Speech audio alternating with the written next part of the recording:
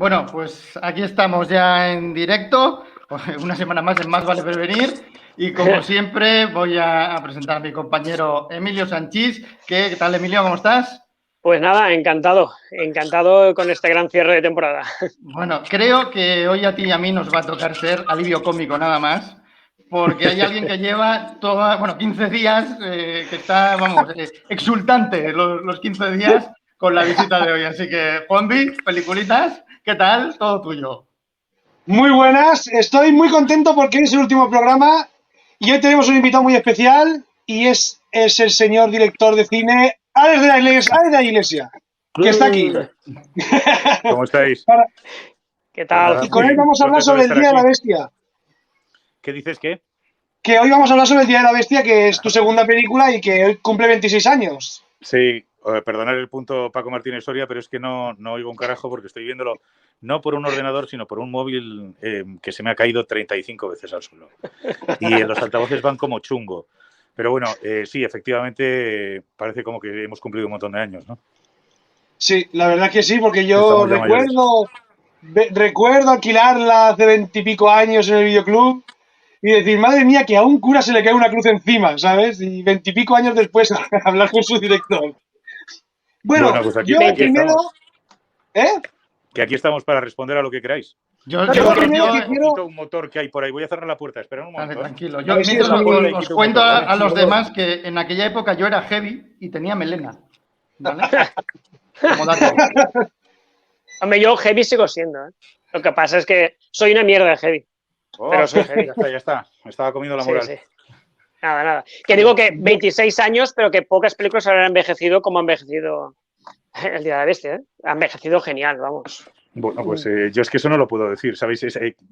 Con las películas el punto este de visión excéntrica es un producto problemático porque no lo tienes, o sea, de hecho no tienes ni siquiera tienes una sensación de paso del tiempo con respecto a la vida y con respecto a las cosas de la vida, pero no con respecto a las pelis están ahí, ¿sabes? Como una cosa que hiciste ayer, no hay una sensación de esto es de hace 30 años o esto es de ahora o qué está pasando, o sea, vamos, no lo sé, igual hay gente que tiene esa capacidad de discernimiento, ¿no? Por mi parte, las películas son como pues eso, como un punto así brutal que te da en un momento y tal, y las resuelves, digamos, y tampoco las observas de fuera.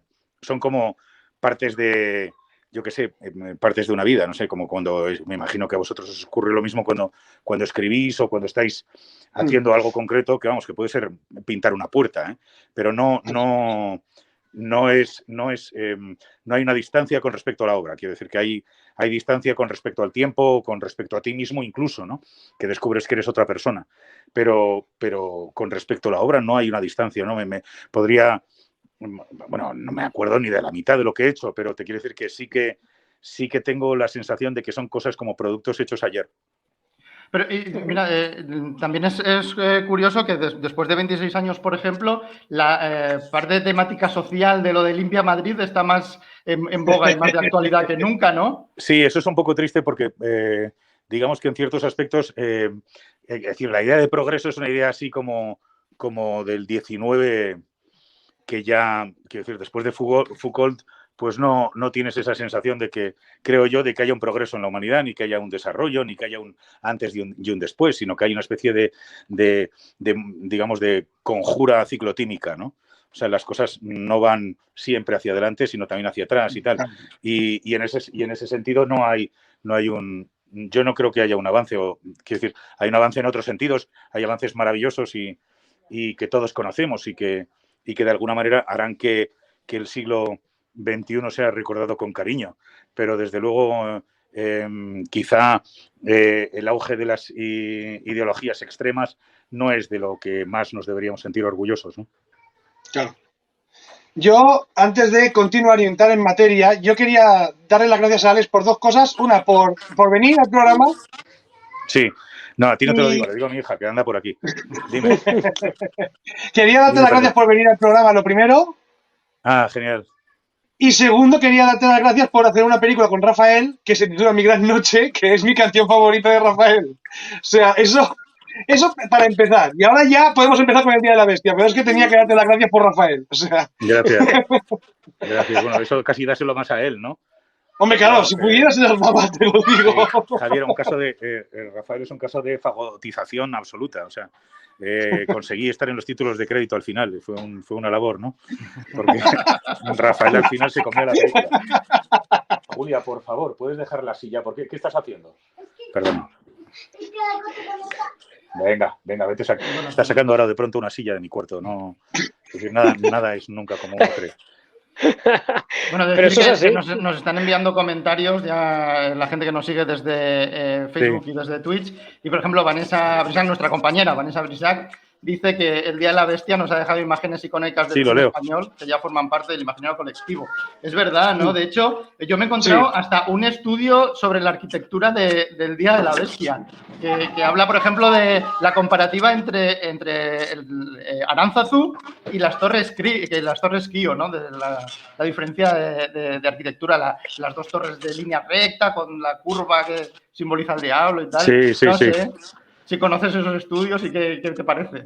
Pues, hombre, me parece fascinante. Lo que pasa es que, hombre, hay que decir, evidentemente no he estudiado al andaluz con profundidad a la hora de hacer la película. En ese momento yo estaba intentando salir de un baño de una discoteca.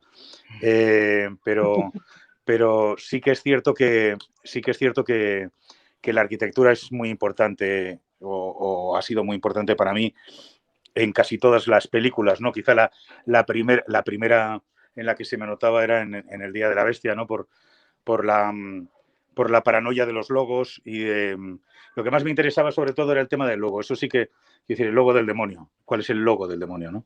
Eso sí que me parecía como importante, ¿no? Y cuando descubrimos la posibilidad, ¿no? De estas especies de dos edificios enfrentados, ¿no? Dos edificios que están cayéndose, ¿no? Como dos torres de Pisa invertidas. Pues nos emocionó y fíjate, no fue al revés. No fue al revés, o sea, no encontramos primero las Torres Kío y después el logo, sino que primero teníamos el logo en la cabeza. Eso sí que es un poquito paranoico, digamos. Eso sí que es un poquito raro. O sea, porque lo normal hubiera sido lo contrario. Lo hubiera sido, una vez tenido la localización y una vez hallada las Torres Kío, nosotros reproducir hacia atrás, ¿no? Reproducir el logotipo hacia atrás y convertirlo en el logotipo del demonio. Pero no, primero teníamos eso y luego vimos las torres. No sé si pasará también en el Día de la Bestia, pero bueno, Nacho Vigalondo nos comentaba que hay muchas veces que se buscan muchos símbolos o muchos huevos de Pascua, entre comillas, escondidos, y que no son reales, que la gente los ha encontrado pues por puñetera casualidad. Claro. A ver, este tema es súper interesante, la verdad es que es muy apasionante este asunto, porque tampoco es cierto que no sean ciertos. Vamos a ver, El Día de la Bestia es una película, disculpad la falta de modestia, pero es una película especial, no voy a decir más, es especial porque el público la ha hecho especial. O sea, porque también el receptor, de alguna manera, cubre de sentido al emisor. O sea, y eso ocurre porque la película lo permite. O sea, digamos que la película es permeable, la película o la obra de teatro o la escultura son permeables y entonces admiten, digamos, ser rellenadas con diferentes contenidos, ¿no? Entonces tú ves, por ejemplo, una película de John Ford y ves La Diligencia y le encanta a mi madre y está viendo, o le encantaba a mi madre porque falleció, pero está viendo una película que le refiere o le remite a una serie de contenidos que encajan con su vida, digamos, ¿no? Entonces lo grandioso de La Diligencia o de, yo qué sé, de Ciudadano Kane o de otras películas que se convierten en iconos, o Matrix, no tampoco hay por qué irse al blanco y negro, son películas que, digamos, son esponjosas, o sea, admiten diferentes contenidos o que la gente vierta en su interior diferentes contenidos, ¿no? Entonces, cuanto más permeable es, más alcanza, más mundos alcanza, ¿no? Lo grandioso del Rey Lear es que es difícil que no haya alguien que no se encuentre identificado con algún texto. O sea, que no viva como suyo algún texto, ¿no? Y esa capacidad de dotar a la obra de algo permeable, de que sea permeable, joder, es una magia muy complicada. Porque tampoco creo que tampoco creo que sea una cosa que puedas buscar. O sea, no es algo que tú... O sea, yo no soy consciente en absoluto, cuando estoy haciendo El Día de la Bestia, de que va a ser una película absolutamente esencial en mi vida. De hecho, pensaba que iba a ser como Acción Mutante o peor. O sea, yo cuando hago Acción Mutante, lo único que descubro, pues gente que me dice, qué gilipollez de película has hecho, ¿no? Eso lo recuerdo en el estreno, lo recuerdo en el momento en el que estaba yo en postproducción. Un tío me dice, te vas a hundir. Esto es una locura, esto te vas a hundir. Y eso te acompaña toda la vida, ¿no? Te acompaña toda la carrera. Esa sensación de como de triunfo o de que las cosas van bien es exterior. Desde el interior es todo inseguridad y caos. Todo es siempre inseguridad y caos. No hay una sensación de, joder, qué bien me ha quedado esta. Eso jamás. Siempre es todo como una especie de castillo de naipes, ¿no? Y de pronto hay cosas que dices, ¿qué pasó aquí? ¿Por qué esto funciona? ¿Por qué esto funciona tanto y esto otro tan? Pues porque también es la primera que veis, o sea, que la primera que de pronto se ve con calma. O sea, Acción Mutante estaba muy mediatizada y tal, quizá por provenir de la productora del deseo, por tratar un tema más frívolo, yo qué sé. El Día de la Bestia de pronto era muy rara. Quiero decir, nos la rechazaron durante 3 años docenas de productoras, diciendo que es que no le veían la gracia. O sea, no... Tú lo lees, claro, es que el tipo de humor, tú lees el guión y no hay ni un chiste. Es todo como straight, ¿no? Es quizá la situación en la que genera el humor, ¿no? Sí. No tanto los diálogos. O sea, ellos lo están viviendo absolutamente en serio, ¿no? Hay que encontrar tú leías en el guión y tal, hay que encontrar la sangre de una virgen y tal. Y el otro dice, vale, pues iré a por ella y tal. Y tú dices, vale, no hay... Claro, pero si eso lo dice Angulo, después de haberle conocido a Angulo y verle a Santiago, después de haberle conocido a Santiago, ¿no? Y ver lo que hace en la película del personaje de Santiago, todo cobra de pronto un punto irónico o excéntrico que resulta muy atractivo y que está buscando desde entonces, bueno, desde Acción Mutante, ¿no? Ese punto de esto va en serio, pero a la vez me están tomando el pelo, que es un poco la vida, ¿no? No, la vida es eso, la vida esto es muy serio, pero alguien me está tomando el pelo, porque esto no puede ser así. Claro. Y en el momento en el que te das cuenta de que tu vida no es una película de aventuras ni una de suspense, sino que es una especie de broma macabra, absurda, entonces es cuando de pronto ya no tienes tiempo de reaccionar, no tienes tiempo de convertirte en un personaje de esos, porque tú ya te has convertido en dramático, ¿no? Esa lucha por no convertirte en dramático creo que es lo más interesante de la vida. Y de eso trata El Día de la Bestia, ¿no? De encontrar ese punto de humor en algo terriblemente serio. Claro. Es que me parece una película que leída es tremendamente seria. Eso es exactamente lo que decía, sí. Es tremendamente seria. Y ahora, hablando de guión, quería preguntarte si te viste algún referente cinematográfico, si alguna película te influyó para escribirla. Una no, cientos. O sea, esa es otra cosa que también es difícil de explicar a la gente que no hace cine, pero bueno, los que estáis metidos en el medio y cualquiera que esté contando una historia lo sabe. O sea, tú al final estás basándote en tus propias experiencias. Lo que pasa es que tus experiencias suelen ser también cinematográficas. O sea, yo no entiendo El Exorcista como una película, sino como una vivencia, como un momento de mi vida. El día que me enfrenté yo a Reagan y en compañía del padre Carras, ¿no? Entonces, evidentemente, Friedkin y su película, pues es uno de los momentos más importantes de mi vida. O sea, no te lo negaré. O sea, no solamente no quito importancia a las referencias cinematográficas, sino las convierto en vivencias, en momentos que has vivido. No sé, por ejemplo, siempre que hablo de esto, citaba a Haddock, ¿no? O sea, Haddock no es un personaje. Haddock es un tío que yo he conocido. O sea, yo he conocido a Haddock. Yo le he visto beber. Yo conozco la botella de Loch Lomond. Casi la he tenido en mis manos, ¿no? Y en ese sentido, las películas y los personajes se convierten en acontecimientos vitales, digamos. Más importantes que muchos vitales, ¿no? Que también te influyen mucho. Digamos que también estar todo el rato diciendo que también lo hacemos mucho los directores, ¿no? Que lo más importante de nuestra vida es Dreyer y Murnau y Lange, pues perdona, no. O sea, no nos vendas eso porque no es cierto. O sea, tú eres Murnau y Lange, pero también eres el 1, 2, 3, o también eres aquel programa aburrido que daban los domingos de deportes, o Todo es posible en domingo, un programa de variedades, o yo que sé, Tocata, ¿no? El programa de música absurda. Todas esas cosas horrorosas que intentamos olvidar forman parte también de nosotros. O sea, no solamente te educa lo bueno, sino sobre todo lo malo. Claro, yo precisamente por mi percepción de, ya no del Día de la Bestia, sino de Acción Mutante, que yo estaba estudiando en Andoain cuando aquello, y para mí fue pues como una revolución absoluta. Yo te iba a preguntar si, claro, enfrentarte a una segunda obra, que suele ser además la obra dramática para muchos autores, ¿no? Donde tienen que demostrar. Que, claro, que eso, ¿cómo te habías enfrentado a aquello? Pero entiendo que tu percepción no es la misma, ¿no? Del éxito que yo percibí. No, en absoluto. No, Acción Mutante, yo recuerdo una crítica maravillosa de Carlos Boyero al que al final, porque como os digo, la vida es muy ciclotímica, al final es un tío que le coges cariño porque forma parte de tu vida también. Sí. No, pero recuerdo que la primera crítica que leí fue una parida bien hecha. Y por lo menos me quedaba con la segunda parte. Bueno, por lo menos dice que está bien hecha, porque podría ser una parida absurda o una parida de mierda, yo qué sé. Pero dijo una parida bien hecha y eso me llenó de orgullo. Entendía que quizá a él no le gustara, pero por lo menos reconocía que había un esfuerzo técnico, ¿no? Y eso ya me parecía bien. Pero sí, quiero decir, la lluvia de hostias yo creo que es constante y es buena que exista.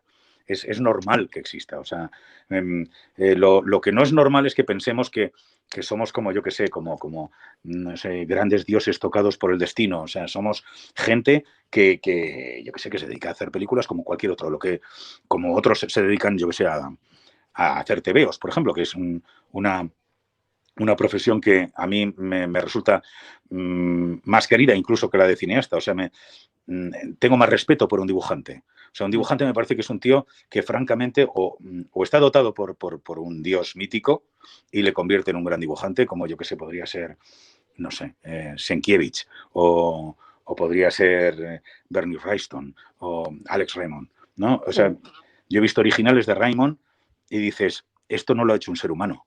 O sea, esto no lo ha podido hacer un ser humano. Este trazo, o sea, tú lo ves y ves el original y dices, este trazo es imposible, ¿no?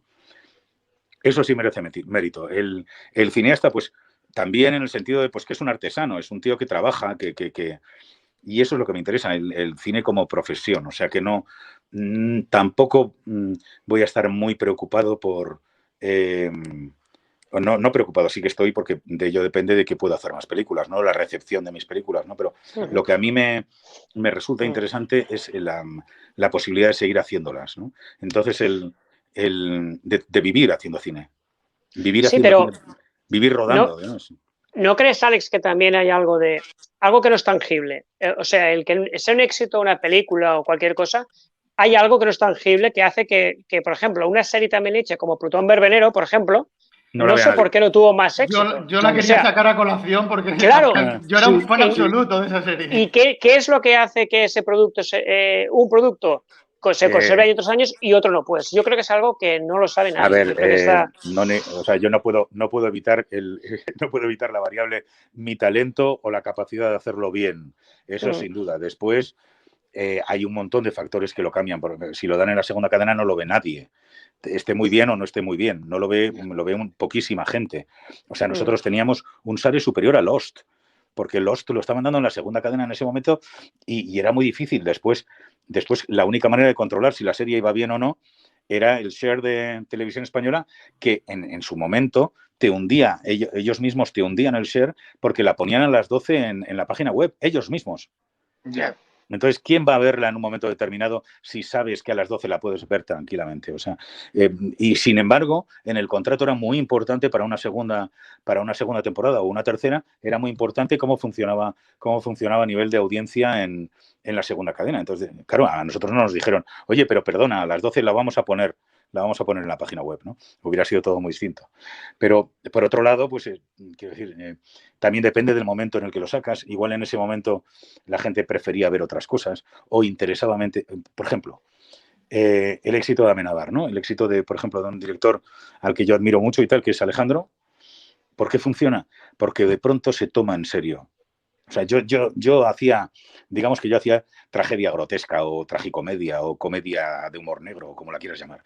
Eso me da igual, pero tenía un punto de vista excéntrico, digamos, de las cosas. Y sin embargo, Amenábar fue el primero con Tesis, ¿no? y con Los Otros y sus películas, en que se tomaba en serio, absolutamente en serio el género. ¿No? Tenía una visión que en ese momento no era la habitual. Y en el momento en el que la hace, por eso funciona. Creo yo que por eso funcionan sus películas. Porque está dando al espectador una cosa que desea. Las películas no son tampoco algo en sí mismo, sino que son algo en relación con el que las ve. Y entonces hay películas que, me refiero sobre todo si estás pensando en la audiencia o en la repercusión de una película, ¿no? Si estás pensando en la película en sí misma o la esencia de la película, eso es otra cosa. No sé si existe. Pero en el caso de Plutón era claramente que, pues yo qué sé, pues que no funcionaba en ese momento. No era una cosa que la gente quisiera ver. Igual hubiéramos salido de ahí. Los que la vieron, los que consiguieron verla, yo creo que les gustó, pero pocos consiguieron verla, ¿no? No, mucho. Entonces, por eso creo que no hay que obsesionarse con eso. O sea, no, pero... Y perdona que te corte, sería una serie perfecta para volver a colocar en cualquier plataforma de las actuales, ¿no? En HBO o en cualquier sitio. Sería perfecta. Ciertamente, pero depende de nuestros queridos amigos de Televisión Española. Eso es así. O sea, la serie era nuestra, era de la compañía que yo tenía, que se llamaba Pánico, era de Pánico y de Pedro Costa. Pero yo creo que los derechos de emisión y todo eso dependían de Televisión Española. No sé, lo investigaré. Me encantaría llevármela a otra plataforma, pero me imagino que Televisión Española querrá tenerla en su sección de archivos de televisión, ¿sabes? Y ahora que hemos hablado de Plutón Verbenero, quiero hablar también sobre la influencia de la religión en tu cine desde 30 monedas, desde Día de la Bestia a 30 monedas. ¿Sabes cómo influye la religión? Hay muchos personajes en tus películas que son, por decirlo de alguna forma, beatillas. ¿Sabes lo que te quiero decir? Veo alguna beata en algunas películas tuyas. Por ejemplo, el personaje de Telepávez en esta película la veo muy beata y muy de derecha, ¿sabes? Total. Por eso, quiero saber la influencia de la religión. Hombre, no lo sé. Yo creo que es un aspecto más de mi viejunismo. O sea, creo que me importa mucho la religión. Me importa un huevo. Sobre todo porque es como... A ver cómo os lo explicaría sin ofender a 200 millones de personas. ¿Qué va? Ofende que te dé la gana, ¿eh? Que es nuestra audiencia. Si quieres, vamos, que si quieres lo digo yo, ¿eh? No, te quiero decir que a mí me gusta mucho el género fantástico, ¿vale? Y la religión digamos que forma parte del género fantástico. La religión forma parte de tu visión fantástica de las cosas. Lo que pasa es que, digamos que es como el hardcore dentro del género fantástico, ¿no? Tampoco es idea mía, lo decía Borges, ¿no? Y la filosofía también es digamos que es parte de la literatura fantástica. Digamos que es un género fantástico que se cree muy en serio a sí mismo. Es muy Amenábar en ese sentido. O sea, no tolera el humor. Y eso me parece muy interesante a la hora precisamente de hacer comedia, o sea, porque es una cosa a la que le respetamos mucho. O sea, a ti te pueden mentir mucho en un montón de películas de ciencia ficción.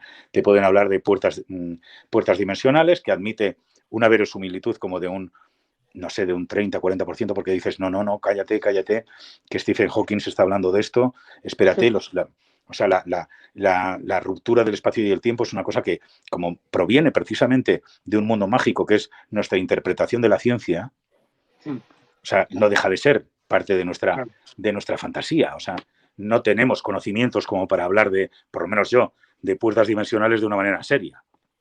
Entonces forma parte de mi mundo en el que dices, ahí hay algo, ¿no? Ahí hay algo que es serio. Las puertas dimensionales, los saltos en el tiempo, digamos, el aspecto líquido del tiempo, incluso del espacio, ¿no? Y por otro lado, a la religión le pasa lo mismo. O sea, quizá por mi educación o por lo que sea, a mí me dicen que alguien está poseído y no establezco un 0% de verosimilitud. O sea, te digo, no, espérate, a ver qué dice, ¿no? Y cómo lo dice, ¿sabes? Y el que provenga, ¿no? de una institución que de alguna manera ha marcado mi vida o mi infancia, sobre todo mi infancia, y después forma parte de esa cultura, entre comillas, occidental que nos ha formado o deformado a todos, yo tengo un punto de respeto, ¿no? Y ese punto de respeto es lo que me obliga o me empuja a reírme de ello al mismo tiempo.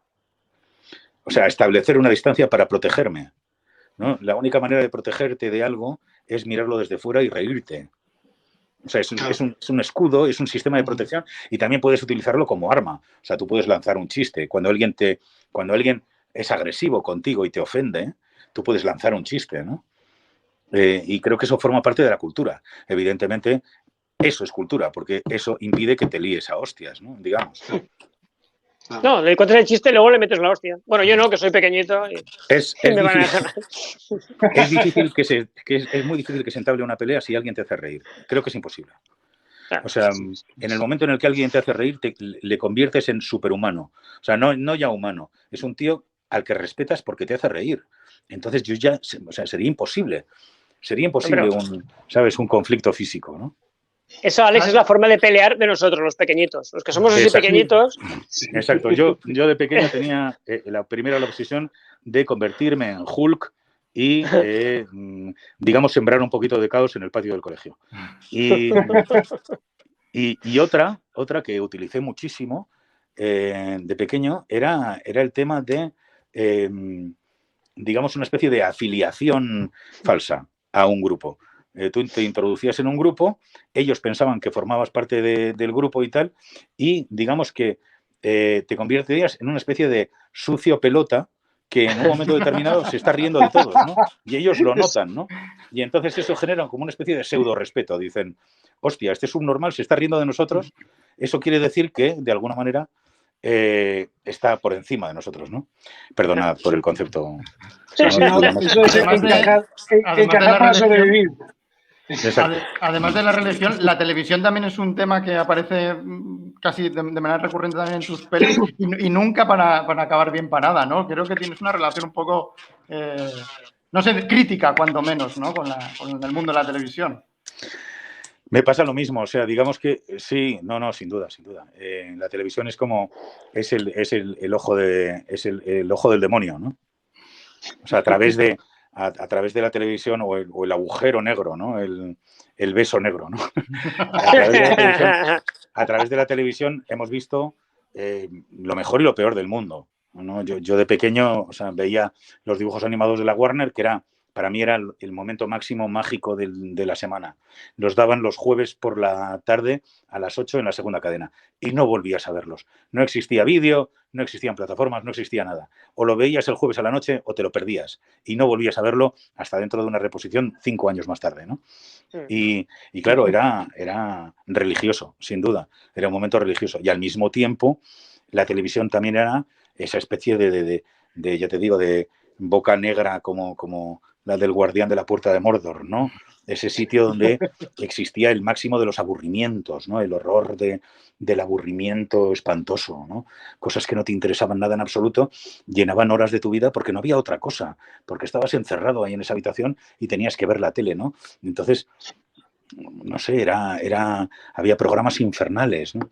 Y luego también los personajes que salían en la televisión, es decir, los personajes ahora se han convertido en algo muy diferente a lo que eran antes, ¿no? Los tertulianos o las personitas que estaban dentro de la tele te parecían como una mezcla entre dioses y demonios, ¿no? Entonces sí, efectivamente, el televisor digamos que el televisor y la religión han estado a la par, ¿no? A la hora de convertirse en patas de una mesa que va construyendo las pelis que he hecho. Yo quería preguntarte, porque hablando de la religión y tal, quería comentarte porque me vi en el documental de Herederos de la Bestia, creo que era, que el final que tú tenías previsto para el Día de la Bestia me asemeja un poco con el final de aquella temporada de 30 monedas. Totalmente. Aquí se pueden soltar spoilers a punta pala, o sea que... Guay, pues sí, es el mismo, es decir, lo sí, hicimos. ¿verdad? Era el final del Día de la Bestia. O sea, sí. el Día de la Bestia terminaba, el Día de la Bestia, o sea, el guión que teníamos terminaba lo mantuvimos durante 2 versiones de guión, cuando ya la película se iba a hacer, estábamos a punto de hacerlo. Y luego tuvimos que buscar una solución porque es que no había quien pagar aquello, ¿no? Claro, sería carísimo de hacer. Sí, hombre. La idea era, hay 5.000 curas en la torre de la derecha y entre la torre de la derecha y de la izquierda hay un tablón de madera infinito. Hay una especie de tablón de madera soportado por cables y tal, y todos los curas, como una especie de puente de Indiana Jones, pero más ridículo, y todos los curas tenían que ir cruzando el camino sin mirar al suelo. Y al otro lado estaba sentado en un trono el demonio. Estaba el demonio sentado en un trono como el gran Aker allí sentado, ¿no? Entonces, cuando iban andando, si miraban a la madera, se caían. Tenían que ir mirando, le decían al cura, tú mírale a los ojos al demonio y sigue adelante, ¿no? Y entonces iba cruzando la madera y tal, y algunos lamentablemente miraban a la madera y caían, ¿no? Y cuando llegaban al otro lado, llegaba el momento del beso negro. De hecho, la película se titulaba El beso negro. No se titulaba El día de la bestia, se titulaba El beso negro. Entonces, el demonio, llegaba el cura, el demonio se giraba y le mostraba el culo a Alex Angulo y Alex Angulo le besaba el culo al demonio. Ese era el momento más terrible de la peli, ¿no? Bueno, el caso es que después de ver el final de 30 monedas, visualmente me hubiera parecido muy impactante, porque todo el último capítulo de 30 monedas, con los curas pasando por la tabla de madera, hubiera sido espectacular. Hubiera molado. No, hombre, uno no es lo que imagina, sino lo que hace, ¿no? Claro. O sea, está muy bien imaginar, pero lo importante es lo que haces. ¿Y te has encontrado con muchas restricciones a lo largo de la carrera? ¿Muchas cosas que te han dicho, esto no lo puedes rodar?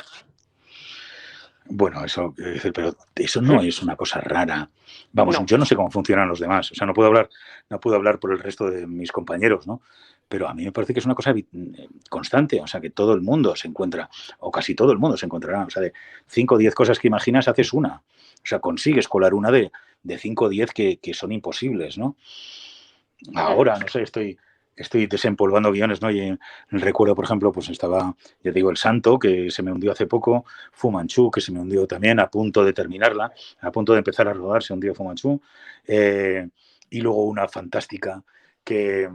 Es que, claro, luego vas robando secuencias de esas películas que no has rodado y las vas incorporando a otros proyectos. A otros proyectos. Ahora hay muchas complicadas, pero una de mis favoritas que se la voy a presentar yo a... Y no me copies el título porque está registrado, ¿eh? No hace falta. Pero espera que guarde el boli, que ya no me hace falta. Sí. Una de mis favoritas era Piensa en Disney. Y Piensa en Disney era una película de terror muy divertida sobre una persona que se vuelve loca, porque ve el infierno en la tierra. Entonces, muchas cosas de esa peli, si Dios quiere y si todo va bien, saldrán en la segunda temporada de 30 monedas. Pues, eso va a ser espectacular. Pero claro, cuando has dicho el título, te iba a recordar una película que se llama Escape from Tomorrow, de un padre que va con su hijo por Disneylandia. Es una película que la rodaron con cámara oculta por Disneylandia y el padre se vuelve loco con las imágenes que ve tan grotescas de la gente disfrazada por Disneylandia. Si no la has visto, te la recomiendo muchísimo. Ah, pues mándame el link o algo, ¿no? Para verla. Yo te la pasaré porque tienes que ver esa película, es espectacular. Y yo, antes de pasar al peliculitest, que es la parte final, donde hacemos unas preguntas sobre la película, te quería preguntar sobre el Pololo. Qué bueno, Pololo. Hombre, sobre cómo llega Pololo al Día de la Bestia. A ver, Pololo es un personaje absolutamente mítico, pero lo descubrimos luego. O sea, nosotros cuando estábamos preparando la película, estábamos haciendo el casting y estábamos buscando un anciano que se pusiera en pelotas, básicamente. O sea, básicamente era un tío que se tenía que poner en pelotas y tal. Entonces, claro, tenía que ser gente relacionada con el cine, si no era muy difícil que cualquier persona normal, digamos, se lanzase a esa locura, ¿no? Pero claro, encontramos esos especialistas o gente de figuración que estuviera, pues bueno, digamos, muy quemada, ¿no? Que no les importara hacer una locura, ¿no? Como esa. Y Pololo, claro, Pololo no era una persona quemada. Pololo es un torrezno. Bueno, era un torrezno. era un trozo de corteza de cerdo requemada y renegrida con 18.000 vueltas. A ver, os cuento, mira, Pololo era figurante, era actor y después había mucha gente como él, ¿eh? Después fui conociendo, por eso hice 800 balas. O sea, el germen de 800 balas es Pololo. Es la primera persona que conozco que lleva ese tipo de vida brutal, ¿no? O sea, Pololo es un tío que trabaja como, yo qué sé, como figurante en las pelis del Spaghetti Western, ¿no? Está allí y tal, y entonces están rodando los americanos, y los americanos les dicen a sus especialistas, bueno, ahora viene la escena de la cristalera y tal. Y todos los especialistas americanos dicen, ni de coña, esto no lo hacemos. Entonces se giran, ¿no? Los jefes de producción se giran a su alrededor y dicen, ¿quién haría esto? Y un loco levanta la mano, un figurante. Y entonces, ¿y en qué consiste? ¿En qué consiste lo que tengo que hacer? Bueno, ya te lo vamos explicando, ¿no? Y entonces le montan en un helicóptero y Pololo salta como en un helicóptero en marcha, pasando por encima de una cristalera real de un edificio, salta y cae como a unos 10-15 metros de altura de la cristalera, y luego la cristalera la atraviesa y cae sobre unas cajas. O sea, había que acertar. O sea, no ya es el ostión que te puedes comer, sino en aquella época había que acertar, ¿no? Y había que acertar lanzándose. Entonces Pololo, que los tenía absolutamente de acero, ¿no? De platino, iridiado, se pone a ello. Y gracias a eso tuvo mucha fama dentro del mundo de los especialistas en aquella época, ¿no?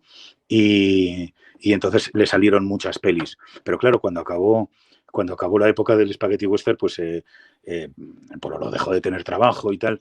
También había sido, yo qué sé, había trabajado con el bombero torero, en el circo, había hecho todo tipo de canalladas y de sinvergonzadas demenciales de la época.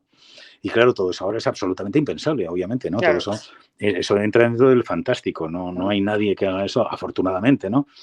Todo eso está prohibidísimo y muy bien prohibido. Hay un documental de una mirandesa, como no podía ser menos, de Raquel Sáenz de Buruaga, que se titula Salta Pololo, que cuenta su vida, pues, si a alguien le interesa. Sí, no, es fascinante el tío.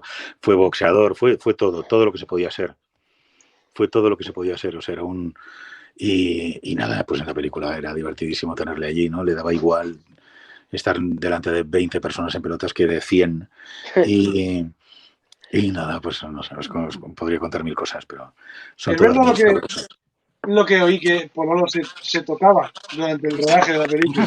Esa es una de las cosas que no quería decir. resaltar, digamos. Pero sí, eso que llegabas tú allí y le dices, pero Pololo, ¿qué estás haciendo? Y me dice, ¿qué quieres? ¿Que salga así normal? Tengo que salir un poquito, ¿sabes? Y yo hago, vale, como tú quieras, o sea, sal como tú quieras. O sea, no, claro, ya que es algo que luzca. Es tu personaje, ¿sabes? No voy a entrar yo en tu personaje. Sí, maravilloso. Le cogí muchísimo cariño, fue una lástima cuando murió. Bueno, tenemos un montón de comentarios antes del Peliculitest, desde Osa Patrulla, que te felicita por la comunidad, que la vieron durante la cuarentena. Vanessa, nuestra compañera, que comenta que es lástima que Andrés Angulo no se llevara el Goya al mejor actor. Ya, sí, una lástima increíble. Sí, no, lo de Angulo, pues bueno, pues la muerte de Angulo pues también pues fue un momento también terrible, ¿no? Terrible. Y no te diré que no, demuestra la precariedad de cómo hacemos cine, ¿no? O sea, al día siguiente rodaba y él mismo conducía el coche, ¿sabes? Él dijo, no os preocupéis, ya voy yo solo. Y eso fue un error terrible, ¿no? Pues sí. No, yo no podía quererle más. Claro. Bueno, pues vamos a pasar al Peliculitest. Yo sé que uno de los colaboradores tiene un poco de prisa, así que voy a reducir el Peliculitest a una pregunta que me parece muy impactante y que quería hacértela. Bueno, son dos. La primera es, ¿ha leído usted a Tritemio? Eso la tenía que hacer en este programa. A ver, sí he leído a Tritemio, pero no le he entendido. Digamos, claro. La esteganografía, además ese es el gran libro, la esteganografía de Tritemio. No, es que en filosofía, cuando estudiaba yo filosofía en la universidad, teníamos unos profesores alucinantes, o sea, alucinantes. O sea, eran gente que no pisaba la calle, o sea, que vivía en su mundo, pero como el de la película, o sea, es decir, no descubrían el apocalipsis porque no les daba por ahí, pero, y quiero decir, por ejemplo, Jesús Sigal, que tenéis sus obras, él tradujo las Eneadas de Plotino, ¿no? Jesús Sigal nos daba clase a nosotros de historia antigua y claro, era como, o sea, tomar notas, tomar apuntes era más que importante, porque decías, este señor se muere y se pierde todo lo que está diciendo. O sea, nadie va a tener ni idea de cómo funciona realmente el griego, porque solo lo sabe él. O sea, era como Hitchcock, ¿no? También me influía mucho eso, ¿eh? O sea, el look era Hitchcock, era pequeñito, con el pelo blanco, ¿no? Y los papitos, ¿no? Entonces llegaba a clase y decía, hoy vamos a dar a Heráclito. Y todos, Heráclito. Y poníamos Heráclito y decía, bueno, tengo que deciros una cosa. Todo esto sin mirar a nadie, miraba al horizonte, al infinito, ¿no? Miraba como así. Y decía, tengo que deciros una cosa. Todas las traducciones que existen son erróneas. Entonces, ¿qué? Sí, todas están mal. Os voy a decir cómo se traduce realmente lo que dijo Heráclito. Y todos, ¡bueno! A ver, palíntonos harmonie. Recuerda que esto, trabazón retrotensa, no significa lo que los demás creen. Significa, y entonces nos lo daba y todos lo apuntábamos ahí como viviendo un momento único, ¿no? Y eso está en el personaje de Angulo, ¿no? El personaje de Alex que tiene ese punto. Y me hablaban mucho de, por supuesto, de la numerología, de Tritemio, de otro de los personajes que que a mí me encantaba, pero como personaje para sacar luego en alguna ficción, era el pseudo Dionisio. O sea, un tío que no llegaba a ser Dionisio, era otro. Dionisio era un Dionisio Aeropagita, era un señor por ahí y tal, y luego estaba el pseudo Dionisio, que era otro. Y eso me fascinaba. ¿Cómo que otro? Sí, no es el mismo, es otro. Ah, vale. Y entonces todos apuntábamos, el otro Dionisio. Y no sabía, Boecio, la consolación de la filosofía, que después sacaron en La conjura de los necios, ¿os acordáis? Era el autor, era el autor favorito de Ignatius Reilly, el personaje de La conjura. Sí. Pues le fascinaba a Boecio porque es que es ilegible. O sea, os lo recomiendo. O sea, es probablemente el autor más aburrido del universo. Sí, pero claro, eso lo hace único y entonces también mola. No sé si habéis visto el último episodio de Rick y Morty. ¿Lo habéis visto? Sí. Cuando salen los Hellraisers. Salen los Hellraisers que están enamorados. O sea, todos los personajes del mundo de Hellraiser suben del infierno para conocer al cuñado de Morty, ¿no? O sea, al marido de su hija. ¿Eso qué es? ¿Cuñado o nuero o qué es? Es algo raro, ¿no? Yerno. Yerno, exacto, yerno. Eso, nunca me he enterado de estas cosas. Y claro, Rick le odia, sabéis que le odia porque es el tío más mediocre del universo. Pero claro, los Hellraisers, ¿no? Los Pinheads y toda esta gente le adoran porque no se puede sufrir más que en su presencia. O sea, lo único que dice son chorradas, lugares comunes, gilipolleces. Entonces ellos le adoran y quedan con él para sufrir y así disfrutar, ¿no? Todos cenobitas, ¿no? Eso es lo que nos pasaba con Boecio. O sea, Boecio era un subidón. Es como el vampiro psíquico de lo que hacemos en las sombras. Exacto. Sí, eso te iba a decir, me estaba recordando. Necesitamos basura a nuestro alrededor. Bueno, pues la pregunta que yo quiero hacerte de Peliculite es, bueno, que hacer una pregunta sobre una película, que toda la película pues tiene poca gracia. Pero la pregunta es, ¿qué cantante infantil, esta es para los colaboradores, a ver si aciertan? ¿Qué cantante infantil y adolescente de los 90 hace un cameo completamente inesperado en El Día de la Bestia? Tengo 3 opciones, Teresa Raval, Susa o Leticia Sabater. El cabrón siempre hace preguntas para hacernos quedar mal delante de los invitados. Susa sale en un póster, ¿no? Susa sale en un póster. Sí, porque nos emparanoiaba Susa. Era todo terrible, era como la... Vamos a ver, era como la supercantante para los niños, pero estaba súper buena. Y era como un poco violento. O sea, decías, por favor, señora, vístase, que esto es una cosa como para niños. Y sí, era un poquito violenta Susa. Y entonces la teníamos ahí. Como ya tenía un punto demoníaco, la pusimos encima de la cama de Jimmy Barnatán. Efectivamente. Sí, vaya. Lo curioso que he leído es que dicen que la cantante fue acusada en Chile en los 90 por su supuesta relación con el satanismo. Y eso la acusaron de promover al demonio a través de sus canciones al revés.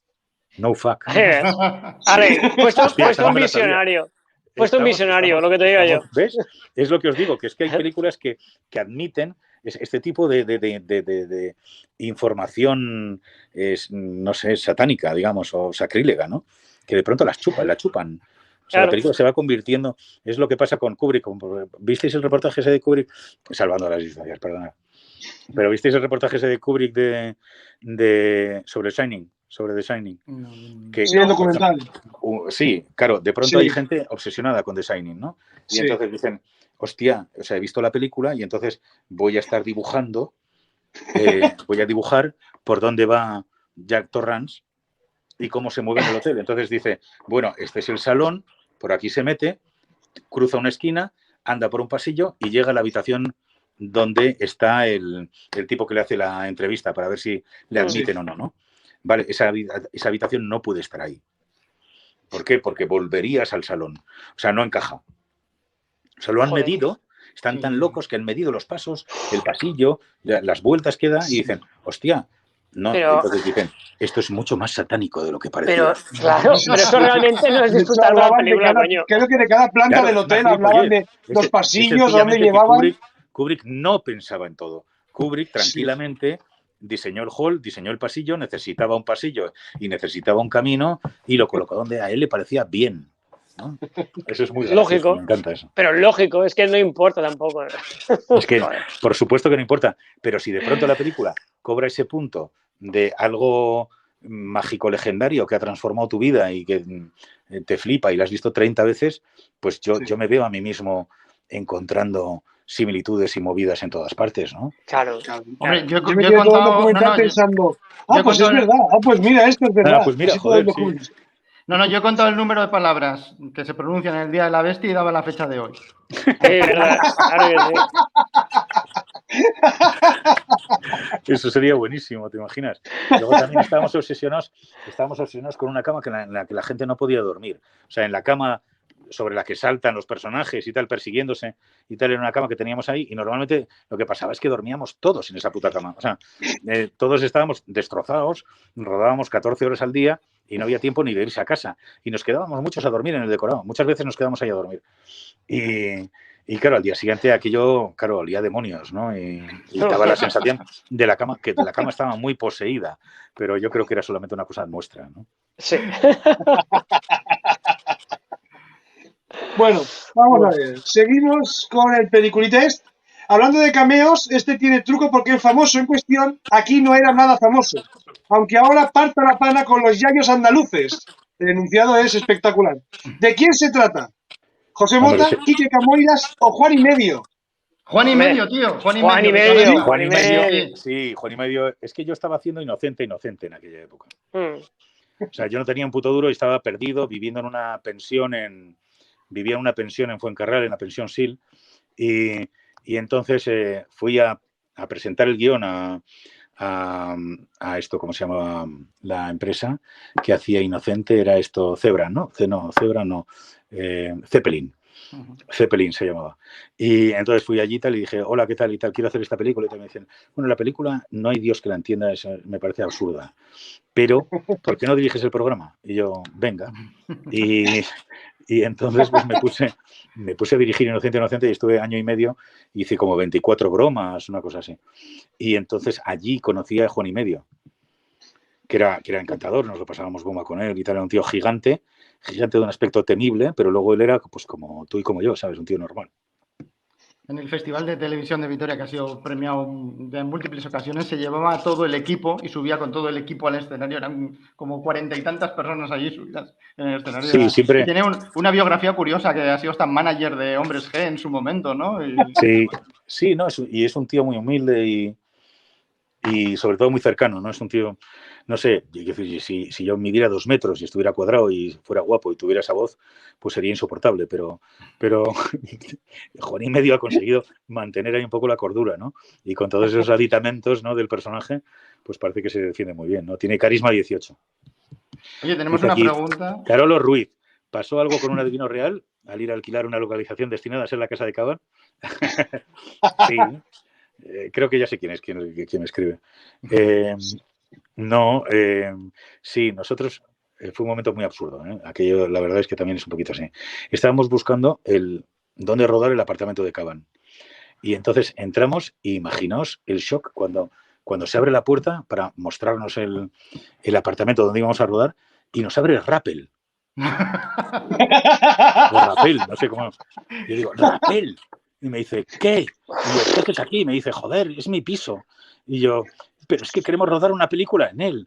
Y me dice, ¿y de qué va? Y le digo, a ver, no te pongas nervioso, pero es una película de satanismo y el piso que estamos buscando es el piso de un adivino, como tú. Y me dice, ¡no! Y tal, yo estaba aterrado. Me dijo, no podéis trabajar aquí y tal. Estaba afectado de verdad. Oye, o sea. yo al hilo de esto, y para rodar, por ejemplo, en Aránzazu y demás, ¿tuvisteis que enseñarles o explicarles de qué iba al clero? Porque yo monté un corto de Luis La Rodera que transcurría en una iglesia de un pueblecito de Álava y hubo que explicarle y que mentirle al cura sobre el argumento de la peli. O sea, a ver, ¿qué te cuento, la verdad o la mentira? La verdad que será mucho más jugosa. A ver, mira, primero no nos dejaban rodar, evidentemente, en ninguna iglesia. O sea, el interior no corresponde ni siquiera a Aránzazu, corresponde a un colegio en el que estaba en ruinas y entonces rodamos en la iglesia particular del colegio donde se encontraba todo eso. La cruz, evidentemente, la hicimos nosotros, etcétera. Y nosotros vestimos el sitio, pero aquel sitio estaba en ruinas. El exterior de Aránzazu era un capricho arquitectónico también mío, obsesivo. O sea, yo quería que fuera allí.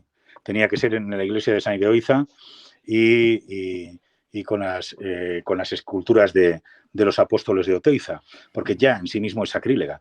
O sea, hay 14 en vez de 12, ya sabéis. No se sabe por qué, no sé si en algún sitio explica quiénes son los otros dos, pero son 14. Y eso en la fachada. Y la fachada es directamente como una especie de edificio de alambradas de piedra, ¿no? Granítica, ¿no? Son como pinchos que salen, es muy Hellraiser, nunca mejor dicho, ¿no? Y yo quería ir allí. Entonces, pues bueno, Andrés Vicente Gómez me dijo que ni en el más oscuro de sus sueños iba a pagar la movida de que yo me fuera allí porque tenía un caprichín, que yo rodara en cualquier iglesia de Madrid y que no hiciera el gilipollas, cosa que ahora yo como productor entiendo, ¿eh? O sea, yo diría, ¡qué la mierda! O sea, ¿cómo que vamos a gastarnos una fortuna en mandar a todo el equipo a un hotel, rodar media hora y volver? O sea, y entonces dije yo, vale, eso lo ruedo yo. Y entonces yo me cogí, alquilé la cámara, me fui allí, me fui con Angulo y rodé el exterior en media mañana. Y luego nos fuimos a comer a un sitio brutal en Usurbil. Con eso ya ¡Hombre! Todo el mundo se consideraba como pagado, digamos. Un fin de semana perfecto. Pues sí, este plano lo pago yo, y ya está, y lo hice yo. Pues una cosa, no quiero decir nada, pero no es que me haya caído, ni es que se me ha ido, es que se me ha sobrecalentado el móvil, cosa que no me haya pasado en la puta vida. ¿Tiene algo que ver esto con el diablo? Yo no quiero decir nada. Nos persigue. ¿Es verdad lo que le dijo Tristan Baker a Santiago Segura en el parque del Retiro? Creo que fue que él estaba maldito. Es que se lo escuché a Santiago de Segura decir que lo había dicho Tristan Baker. Sí, no, si durante el rodaje de la película. Normalmente Santi siempre lo que cuenta es menos de lo que ocurre. Probablemente le hubiera dicho Tristan Baker algo mucho más brutal, ¿no? Pero sí. Eso que recuerdo que me lo contó. Tristan Baker, qué mítico. Buah. Qué mítico. Habría que hacer una película reuniendo todas las grandes joyas. Todos los grandes heresiarcas del satanismo. Sí. Como la película de Cárdenas, pero la película de Cárdenas, pero con el padre Portea y tantos otros que son como nuestros Rafa Nadal del satanismo, ¿no? Sí. Bueno, y no te olvides del padre Apeles, a saber dónde estará ahora. A ver, yo al padre Apeles le conocí y era un tío tremendamente culto. Claro, inteligente siempre ha sido. Tremendamente inteligente, muy, muy leído. Y, hostia, no le pegaba nada el personaje. O sea, decir, ¿por qué haces esto, Apeles, si tú eres un tío muy serio? Me dice, no sé qué ha pasado. Como que se le fue de las manos, ¿no? Ya no puedo parar, ¿no? Sí, era un tío que le gustaba que pues yo qué sé, tendría ese punto y tal, coqueto de salir en la tele y de verse y tal. Pero claro, vivía en un mundo en el que, curiosamente, era un poquito igual en ese sentido. O sea, él desconocía, yo creo, que el mundo de la televisión y sobre todo la repercusión del mundo de la televisión. Entonces lo fue descubriendo poco a poco y se dio cuenta de que la gente se reía un poco más de él que con él, ¿no? Y eso, hubo un momento en que ya le agotó y tal y lo dejó. Y luego yo me lo encontré en Roma y estaba trabajando en una cosa súper seria y tal, y metido en el mundo eclesiástico de nuevo de una manera súper seria. No lo sé.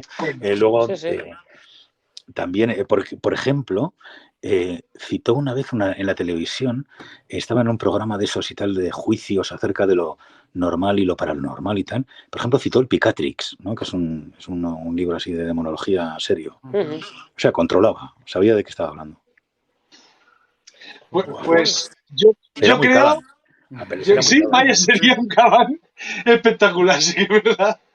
La verdad que yo creo que hasta aquí está todo el pescado vendido, porque empezar un programa hablando del Día de la Bestia y terminar hablando del Parapeles y Susa, yo creo que no lo podemos dejar más en alto.